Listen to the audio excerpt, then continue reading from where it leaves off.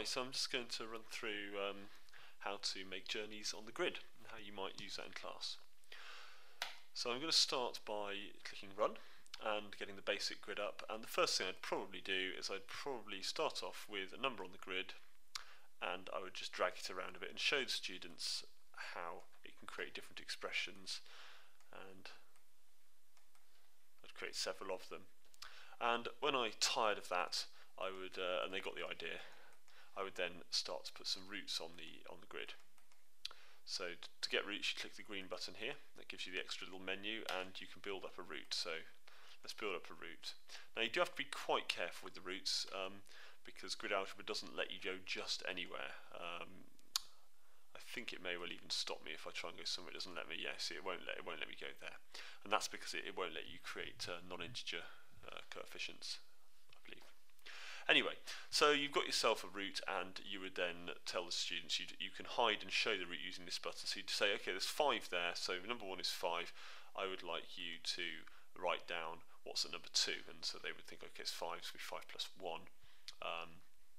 And then you'd say, okay, write down what's on number 3, and they'd say, okay, it's 5 plus 1, and then it's times by 3 because it's going from the 1 times table row to the 3 times table row. And at each stage you could actually switch the root off, and you could drag it along and you could show them like that. And I think you can drag it even with the root, yeah, so you can even do it with the root there if you wanted to. And the idea really is just to get the students to understand how expressions are built up, and that's a very, very powerful idea for them, because then when they look at this and they look at complex expressions, they can see, they can unravel it basically and say, okay, I started with the 5, you added 1, and that's obviously of immense value when solving order of operations problems and also with algebra later on.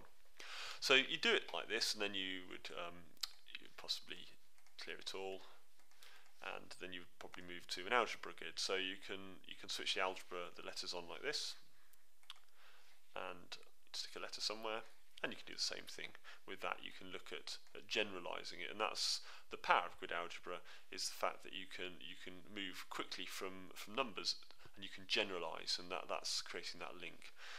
And I would again do the same thing. So you can use the eraser here, you can rub stuff out, and I would create some roots. I'd create a root from the B, so let's we go there, yep, we can go there, and maybe up to here. So you would say you would use, again, it'd be a mini whiteboard sort of exercise.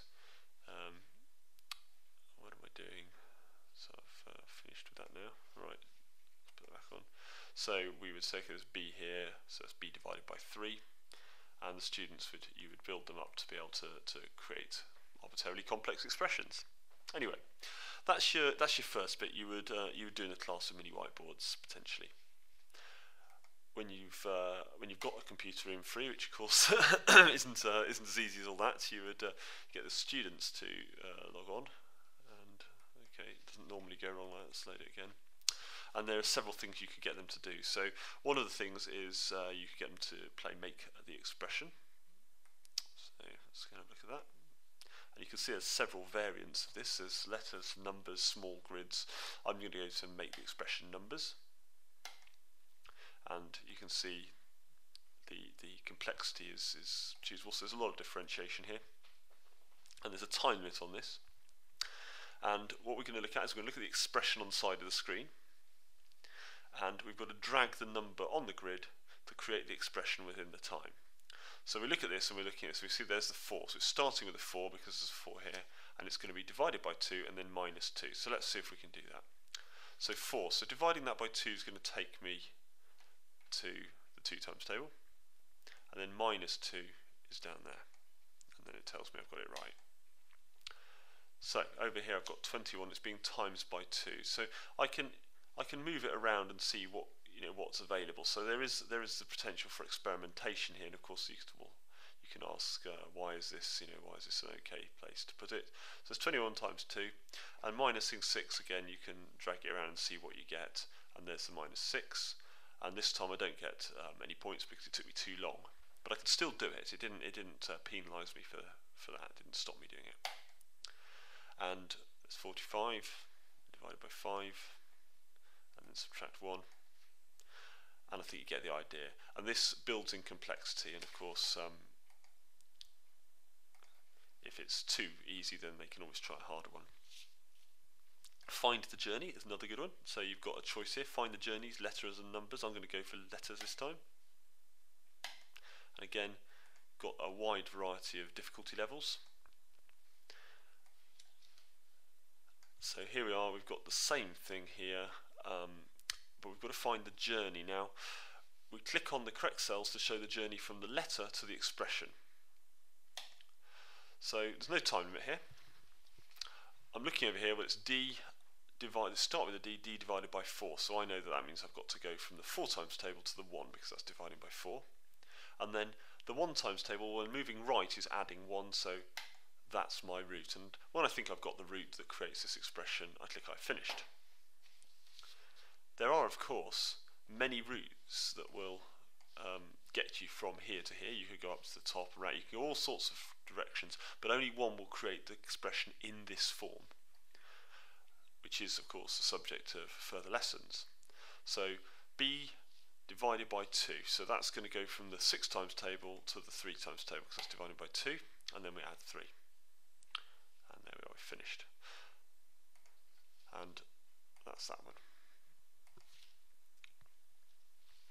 Now, another one along the same lines of this that we're going to look at is make the expression. There, I'll make the expression. Let's go for numbers.